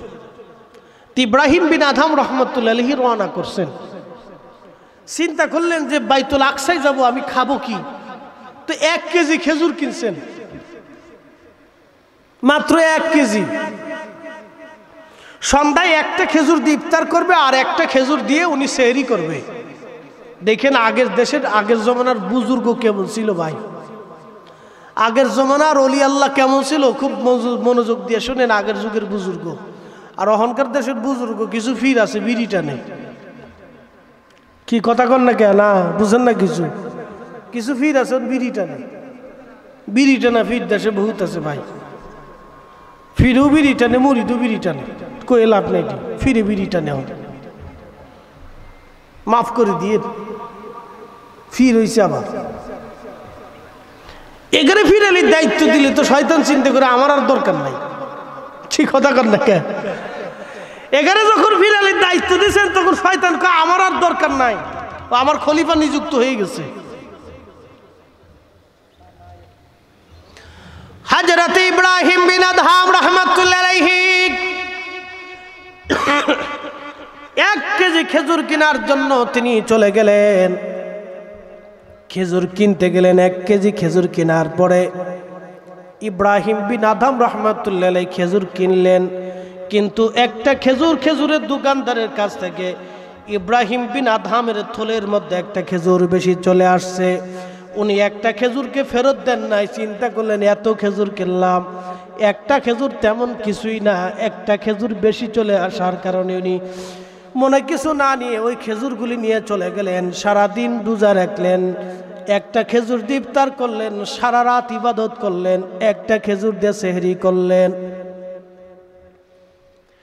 এইভাবে উনি 30 দিন পার করে 60টা খেজুর খাইলেন মাত্র। আর পানির উপরে জীবন ধারণ করে ইব্রাহিম বিন আদহাম রাহমাতুল্লাহ আলাইহি বাইতুল আকসায় গেলেন। একবার চিন্তা করে কি দেখছেন, সারাদিন রোজা রাখছে, সন্ধ্যার সময় একটা খেজুর দিয়ে ইফতার করছে, সারা রাত ইবাদত করছে, সেহরির সময় একটা খেজুর দিয়ে সেহরি করছে। অথচ একদিনের বলখের বাদশা ছিলেন তিনি। আজকে আল্লাহকে পাওয়ার জন্য দিনহীন হইয়া উনি রাস্তায় বের হইয়া সারাদিন পরে একটা খেজুর দিয়ে ইফতার আর একটা খেজুর দিয়ে তিনি সেহরি করলেন। ইবাদত করে করে 1 মাস পথ অতিক্রম করে বাইতুল আকসায় গেলেন। চিন্তা করলেন, আমি দুর্বল, সারা মাস আমি ঘুমাই নাই, আমি আজকের রাতটা একটু বিশ্রাম করি, তাহাজ্জুদ নামাজ থেকে আবার ইবাদত শুরু করব। ইব্রাহিম বিন আদহাম তাহাজ্জুদ নামাজ পড়ার জন্য, ওই যে ঘুমানোর জন্য হাতের ডানার উপরে বাইতুল আকসা মসজিদের বারান্দায় শুয়ে রইলেন। কাঁথা নাই, বালিশ নাই, কম্বল নাই, শুধু হাতের ডানার উপরে মাথা দিয়ে শুয়ে রয়েছেন। যখন ঘুম আসছে, স্বপ্ন যোগে দেখে 2 জন ফেরেশতা বাইতুল আকসায় আসে। 2 জন ফেরেশতা বাইতুল আকসায়, একজন আর একজনকে বলে, ভাই উনাকে কি চিনো? বলে, না তো উনাকে চিনলাম না। উনি কে? বলে, উনি জামানার ওলি ইব্রাহিম ইব্রাহিম বিন আদহাম আল্লাহকে পাওয়ার জন্য মক্কা মদিনা, আল্লাহকে পাওয়ার জন্য মক্কা মদিনা, মক্কার হজ শেষ করে তিনি আল্লাহকে পাওয়ার জন্য বাইতুল আকসায় আসছে। আল্লাহকে পাওয়ার জন্য বাইতুল আকসা আসছে, কিন্তু আজকে 1 মাস হলো কোনো ইবাদত ইব্রাহিমের মঞ্জুর হয় না।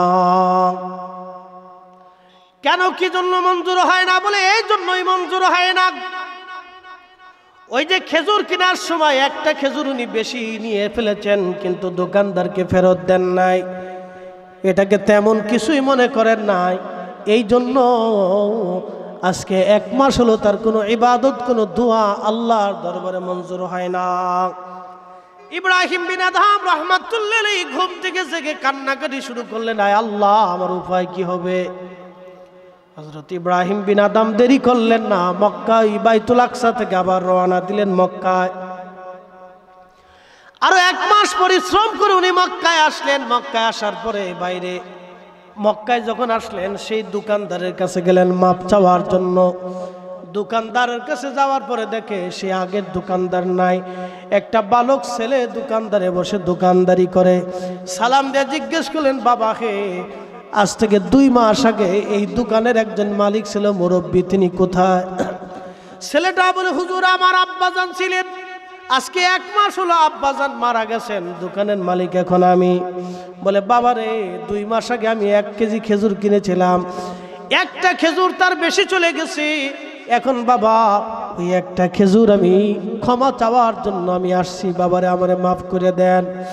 আজকে 2 মাস হলো কোনো দোয়া ইবাদত আল্লাহ দরবারে মঞ্জুর হয় না। বাজান রে, ওই একটা খেজুর আমি আপনার আব্বার কাছ থেকে বেশি নিয়েছিলাম, ফেরত দেই নাই, ওই একটা খেজুরের দিনা আপনি দয়া করে আমাকে মাফ করে দেন। ছেলেটা ডেকে বলে, হুজুর, বেয়াদবি নেবেন না, ওই একটা খেজুরের মালিক ছিল আমার আব্বাজান, কিন্তু আব্বাজান মারা গেছেন, ওয়ারিশ সূত্রে আমরা মালিক এখন 3 জন। আমি নিজে, আমার একটা বোন আছে, আমার ঘরে মা আছে, মায়ের হক মা মাফ করবে, বোনের হক বোন মাফ করবে। হুজুর, আমি আমার হক ক্ষমা করে দিতে পারবো, কিন্তু বাকি 2 জনেরটা ক্ষমা করার অধিকার আমার নাই। একবার জোরে বলা যাবে কি সুবহানাল্লাহ? ও মুসলমান, এইরকম মুসলমান যদি ঘরে ঘরে পাওয়া যায়, তাহলে মুসলমানের আজকে করুণ অবস্থা হয় না ভাই। আজকে আমরা ওয়াজ শুনে বাড়ি চলে যাই, কিন্তু ওয়াজ বাড়ি পর্যন্ত নিতে পারি না। ওয়াজ শুনে কান্দাকাটি করে বাড়ি চলে যাই, মুনাজাতে কান্দি, কিন্তু মাহফিলের প্যান্ডেল থেকে বের হয়ে যাওয়ার পরে আর ওয়াজ মনে থাকে না। ওয়াজ আমরা ভুলে যাই, ওয়াজ বাড়ি পর্যন্ত নিয়ে যাওয়া লাগবে। হযরত ইব্রাহিম বিন আদম রাহমাতুল্লাহ আলাইহি ডাক দেখা, আব্বা, আপনি আপনার হক মাফ করে দেন, এরপরে আমি আপনার আম্মা জানের কাছে নিয়ে চলেন, আমি আপনার আম্মার কাছে ক্ষমা চাবো। ছেলেটা মায়ের কাছে নিয়ে চলে যাওয়ার পরে বললেন, বোন, আপনি দয়া করে আপনার স্বামীর একটা খেজুরের দিনা মাফ করে দেন। মহিলা ডাক দেখা, হুজুর, খেজুরের মালিক ছিল আমার স্বামী, ওয়ারিশ সূত্রে এখন মালিক হলাম আমরা 3 জন, আমার ছেলে, আমার মেয়ে, আমি নিজে। আমি আমার হক ক্ষমা করে দিতে পারবো, কিন্তু ছেলে মেয়ের হক ক্ষমা করার অধিকার আমার নাই। ইব্রাহিম বিন আদম ডাক দেখা, বোন, ছেলের হক ক্ষমা করে দিয়েছে, আপনি আপনার হক ক্ষমা করে দেন। আমি আমার হক মাফ করে দিলাম, কিন্তু মেয়ের হক ক্ষমা করার অধিকার আমার নাই। বলে, আপনার মেয়ের কাছে আমাকে নিয়ে চলেন। বলে, মেয়েটাকে তো শাদি দিয়ে ফেলেছি, শ্বশুর বাড়ি আছে। বলে, শ্বশুর বাড়ির ঠিকানা দেন, আমি আপনার মেয়ের কাছে ক্ষমা চাবো। শ্বশুর বাড়ির ঠিকানা দেওয়ার পরে ইব্রাহিম বিন আদম রাহমাতুল্লাহ আলাইহি চলে গেলেন। এরা ছিল পীর, এরা ছিল ওলি, এরা ছিল পীর, এরা ছিল ওলি। আল্লাহু আকবার কর। এরা যতদিন দুনিয়ার মধ্যে ছিল, ইসলামের বিজয় যতদিন হয়েছে, এরাও চলে গেছে, দিনের বিজয় লোপ পেয়েছে।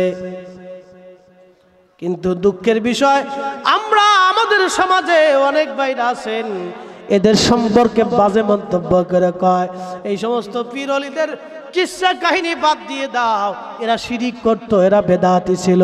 আরে সুরা, এরা যদি দিন না আসতো তাহলে এই প্যান্ডেল পাইতাম না, মাদ্রাসা মসজিদ কিছুই পাইতাম না। কথা বলেন ঠিক না বেঠে? এরা দিন আনার কারণে দিন পাইছি, আজকে এদেরকে ভালো লাগে না, তাই না? আজকে ভালো লাগে না, ভালো লাগবে কেমনে? আজকে তো আমরা খুব সুন্দর প্যান্ডেল পাই, একবারে মঞ্চ সাজাই ফেলাইছি, চিল্লে চিল্লি করতেছি। আর একটু পরে আনলে মনে ভালো হইতো আর কি, আর একটু পরে আনলে ভালো হইতো নাকি? শেষ তো। আমাদের বাংলাদেশের হালত কি ভাই, মনে কিছু নিয়ে না, একটা গল্প শোনাই।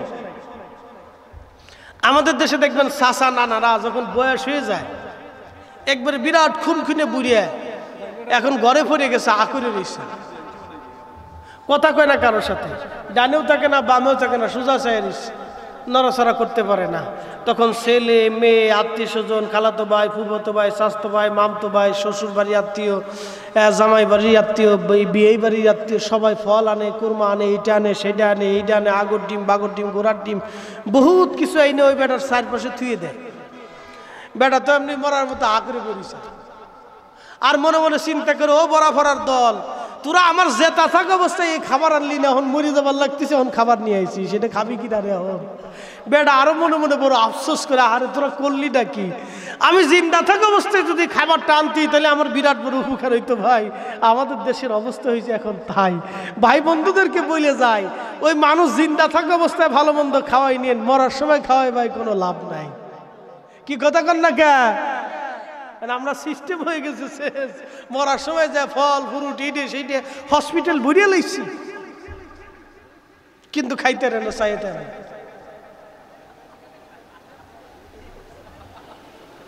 আপনারা হাসেন, আমি কিন্তু বাস্তব থেকে বলতেছি। মরে যাইতেছে ওই সময় খাবার নিয়েছি, আরে এই সময় খাবার আনলি কে? আগে খাওয়াইলি না কে? আগে খাওয়াইলে তো মনের দুঃখ থাকতো না ভাই। আমাদের অবস্থা ভাই চেঞ্জ করার দরকার ভাই, এগুলো সামাজিক ব্যাধি হয়ে গেছে আজকে। এই যে দেখবেন বিয়ে থা হয় খাবার সময়, আমাদের দেখেন আল্ট্রা মডার্ন সিস্টেম হয়েছে, এই আপনার কি বলে কমিউনিটি সেন্টারে বিয়ে হয়, অর্ধেক খায় আর অর্ধেক ফেলায়, একবারে আহাস্ত একটা গরুর মতো। গরু দেখবেন অর্ধেক খায় আর অর্ধেক ফেলায়, কি কথা ঠিক না? গরু গরু গরু। আরে আল্লাহর রিজিক, একটা ভাত আপনার মুখ পর্যন্ত আনতে আল্লাহ কতটুকু হাত পরিবর্তন করছে, একটু চিন্তা করুন তো। একটা ভাত আপনার মুখে আনার জন্য কৃষক জমি তৈরি করছে।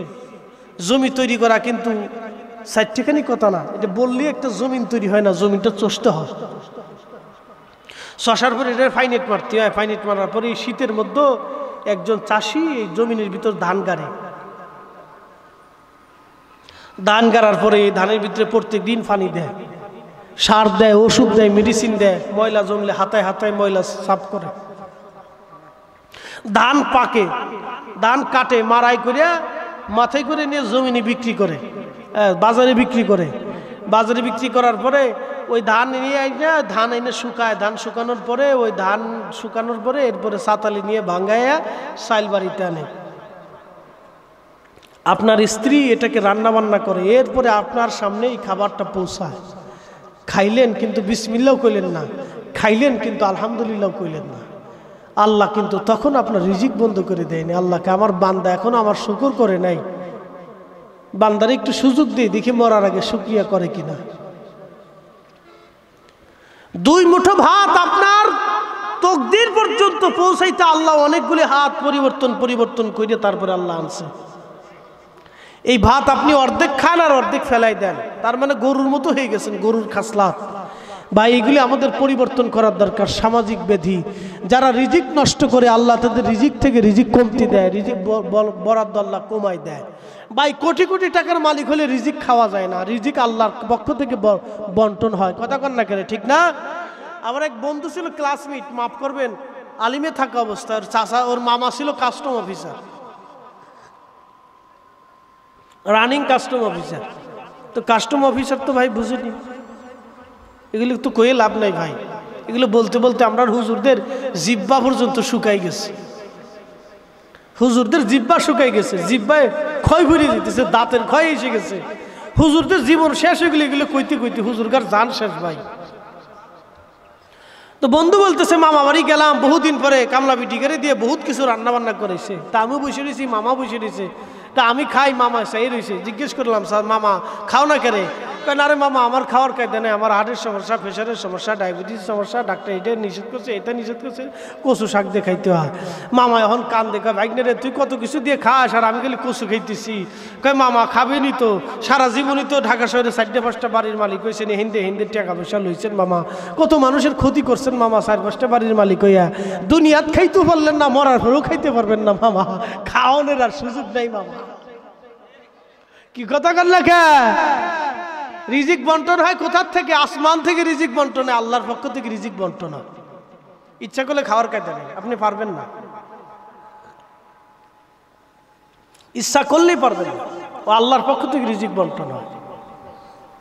তো সামাজিক ব্যাধি এগুলো আমাদের দূর করার দরকার, আমাদের চেঞ্জ পরিবর্তন দরকার, এগুলো সামাজিক ব্যাধি।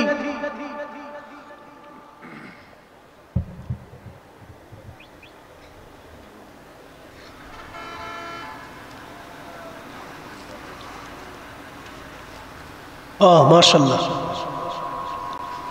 তো ইব্রাহিম বিন আদহামের কথা শেষ করে দিই, তারপরে একটা বিষয়। ইব্রাহিম বিন আদহাম রহমতুল্লাহ খুঁজতে খুঁজতে ওই মেয়েটার কাছে গেছে, মেয়ের বাড়ি যে সালাম দিছে, মা আমি ইব্রাহিম বিন আদহাম আল্লাহকে পাওয়ার জন্য দিনহীন হয়ে রাস্তায় বের হয়েছি, মা আমি একটা খেজুর কিনেছিলাম 1 কেজি তোমার আব্বাজানের কাছ থেকে, একটা খেজুর বেশি চলে গেছে মা, ওই একটা খেজুরের দিনে তুমি দয়া করে মাফ করে দাও। মেয়েটা ডাক দেখা, হুজুর একটা খেজুরের মালিক ছিল বাবা, এখন মালিক হলো আমার বড় ভাই, আমি নিজে এবং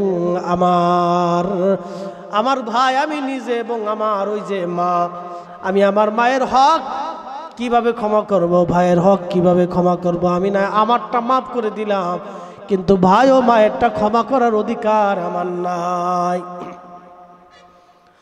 ইব্রাহিম বিন আদহাম রাহমাতুল্লাহ আলাইহি ডেকে বলে, মা তোমার মায়ের হক ক্ষমা করেছে, ভাইয়ের হক ক্ষমা করে দিয়েছে, তুমি তোমার হক যদি মাফ করো আমি বেঁচে যাই। যখন মেয়েটা বলল, হুজুর আমি আমার দিনা মাফ করে দিলাম, ইব্রাহিম বিন আদহাম সেজদার মধ্যে পড়ে কান্দে, আল্লাহ বড় বিপদ থেকে বেঁচে গেলাম, আল্লাহ বড় বিপদ থেকে বেঁচে গেলাম। এরা ছিল পীর, এরা ছিল ওলি আল্লাহ, এরা আল্লাহর বন্ধু, এরা যখন কবর দেশে ঘুমাইছে এদের লাশ মাটিতে পচে না, পচে না, পচে না, একবার আওয়াজ তুলে বলা যাবে কি মারহাবা। আল্লাহ বলেন, এই যে কুষ্টিয়াতে আজকে দেখলাম, কয়েকদিন আগে আমি ওই এলাকায় মাহফিল করে আসছি, কুষ্টিয়াতে একজন আশিকের রাসূলের 27 বছর পরে অক্ষত লাশ পাওয়া গেছে। সুবহানাল্লাহ বলা যাবে না ভাই? যেই এলাকায় পাওয়া গেছে ওই এলাকায় আমি মাহফিল করে আসছি এই যে কিছুদিন আগে, ডিসেম্বরের 24 না হয় 25, আমার মনে নাই, স্মরণে নাই, শুক্রবারের দিন ছিল, মাহফিল করে আসছি কুষ্টিয়াতে, কুষ্টিয়ার মিরপুরে, সেখানে মাওলানা মুজিবুর রহমান সাহেব, ওখানে ইমামে রব্বানী দরবার শরীফের পীর সাহেব কেবলা হজরতে আল্লামা আবেদ শাহ আল মাদানী রহমতুল্লাহ আলাইহি, ওনার মুরিদ, ওনার লাশ পাওয়া গেছে 27 বছর পরে, ওনার খাদেম ছিল, 27 বছর পরে ওনার অক্ষত লাশ পচে নাই। অথচ বিজ্ঞান বলে মানুষের ইন্তেকালের 24 ঘন্টা পরে মানুষের শরীরের ভিতরে পোকার সৃষ্টি হয়, পোকা পায়খানা রাস্তা দিয়ে বের হয়, 17 দিন পরে কবরের ভিতরে পেট ফেটে একবারে মিসমার হয়ে যায়, কিচ্ছু থাকে না। 2 মাসের ভিতরে মানুষের গোশতগুলি মাটির সাথে মিশে যায়, মাটির গোশত খুঁজে পাওয়া যায় না। 1 বছর পরে হাড্ডি মিশে যায়, কিন্তু আজকে 27 বছর বাংলাদেশের মাটির ভিতরে তার লাশ পচে নাই। একসাথে জোরে বলা যাবে না সুবহানাল্লাহ? আসতে বলেন কেন? জোরে বলেন আল্লাহু আকবার। এটার থেকে বোঝা যায় সুন্নিরা হক। সুন্নিরা কি? আসতে বললেন কেন? জোরে বলেন সুন্নিরা কি? এটার থেকেই বোঝা যায় আহলে সুন্নাত ওয়াল জামাত হক। সুন্নিরাই হক, এটার থেকেই বোঝা যায় মুসলমান। আহলে সুন্নাত ওয়াল জামাতের আকীদার বিকল্প নাই। এজন্য আল্লাহ কোরআনে বলছেন, এদের সম্পর্কে আল্লাহ কি বলছেন? ইন্নাল্লাযীনা আমানু ওয়া আমিলুস উলাইকা হুম খায়রুল বারিয়া ইন্নাল্লাযীনা আমানু নিশ্চয় যারা ঈমান এনেছে ওয়া আমিলুস সলিহাত নেক আমল করেছে উলাইকা হুম খায়রুল বারিয়া তারা সৃষ্টির মধ্যে তারা শ্রেষ্ঠ। যারা ঈমান এনেছে এবং নেক আমল করেছে, ঈমান আহলে সুন্নাতুল জামাত, আকাইদা আহলে সুন্নাতুল জামাতের উপরে যারা ঈমান দায়েম ও কায়েম থেকেছে এবং তদনুযায়ী আমল করেছে, আল্লাহ বলেন উলাইকা হুম খায়রুল বারিয়া তারা সৃষ্টির মধ্যে তারা শ্রেষ্ঠ, সৃষ্টির মধ্যে তারা শ্রেষ্ঠ। জাযাউহুম ইনদা রাব্বিহিম জান্নাতু আদনিন তাজরি মিন তাহতিহাল আনহারু খালিদিনা ফিহা আবাদা।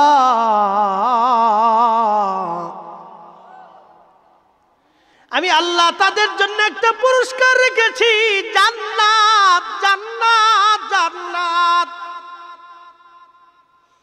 ওই জান্নাতের মধ্যে তারা স্থায়ী হবে। ওই জান্নাতের নিচ দিয়ে মাটি প্রবাহিত, নদী প্রবাহিত, নদী নদী। ওই জান্নাতের মধ্যে কতদিন তারা থাকবে আল্লাহ বললেন ফিহা খালিদিনা ফিহা আবাদা, চিরদিন চিরস্থায়ী। যেই জান্নাত শুরু হবে আর কোনদিন শেষ হবে না, আর কোনদিন শেষ হবে না ভাই। ওই জান্নাতে আমাদের শেষ ঠিকানা হবে। জান্নাত শুরু হবে, কোনদিন শেষ হবে না, কোনদিন শেষ হবে না, কোনদিন শেষ হবে না। জান্নাত শুরু হবে, কোনদিন শেষ হবে না, কোনদিন শেষ হবে না। এজন্য আহলে সুন্নাতুল জামাত হক, আহলে সুন্নাতুল জামাত হক। প্রশ্ন রাখবেন হুজুর সবাই তো দাবি করে আমরা আহলে সুন্নাতুল জামাত, ওলামা মাযহাবী যারা এরাও বলে আমরা আহলে সুন্নাতুল জামাত। ভাইজান একটা কথা বলে দিয়ে যায়, আহলে সুন্নাতুল জামাতের ভিতরে ওলি তৈরি হয়েছে, আহলে সুন্নাতুল জামাত ছাড়া ওলি আল্লাহ পাওয়া যায় না। কি কথা কর না কেন, কথা বলেন। আহলে সুন্নাতুল জামাত ছাড়া ওলি আল্লাহ নাই, ওলি আল্লাহ আহলে সুন্নাতুল জামাতের ভিতরে পাওয়া গেছে। তো কুষ্টিয়ার লাশ 27 বছর ধরে অক্ষত। শুধু কি উনার, শুধু উনার না, পৃথিবীতে এরকম অসংখ্য ঘটনা আছে যাদের লাশ এখন অক্ষত। সাহাবে কিরামের লাশ অক্ষত, আশিক রাসূলদের লাশ অক্ষত। বিশ্ববিখ্যাত দুরুদের কিতাব লিখেছে দালাইলুল খায়রাত। আল্লামা ইমাম সুলাইমান জাজুলি উনার ইন্তেকালের 70 বছর পরে উনার কবর স্থানান্তর করার জন্য দেশের সরকার উনার দেশে উনার কবর নিয়ে যাবে। তো কবর স্থানান্তর করার জন্য যখন মাটি খোঁড়া হয়েছে, দেখা গেছে 70 বছর পরে উনার চোখের জায়গা চোখ আছে, পশমের জায়গা পশম আছে, কাপড়ের জায়গা কাপড় আছে, উনার ত্বকের জায়গা ত্বক আছে। তখনও রক্ত সঞ্চালন হইতেছে, ত্বক নষ্ট হয় নাই, ত্বক পচে যায় নাই, ত্বকে ঘা হয় নাই, ত্বকে পচন লাগে নাই, ত্বকের চেহারা নষ্ট হয় নাই, শরীরের গোশত নষ্ট হয় নাই, রক্ত ব্লাড সার্কুলেশন তখনও চলতেছে। ইন্তেকালে 70 বছর পরে আবার কি ব্লাড সার্কুলেশন হয়? 70 বছর পরে ওনার ব্লাড সার্কুলেশন হয়। এর অর্থ হলো আহলে সুন্নাতুল জামাতি হক। আহলে সুন্নাতুল জামাত ছাড়া যা আছে সব বাতিল বেহক। কথা বলেন ঠিক না বেঠিক?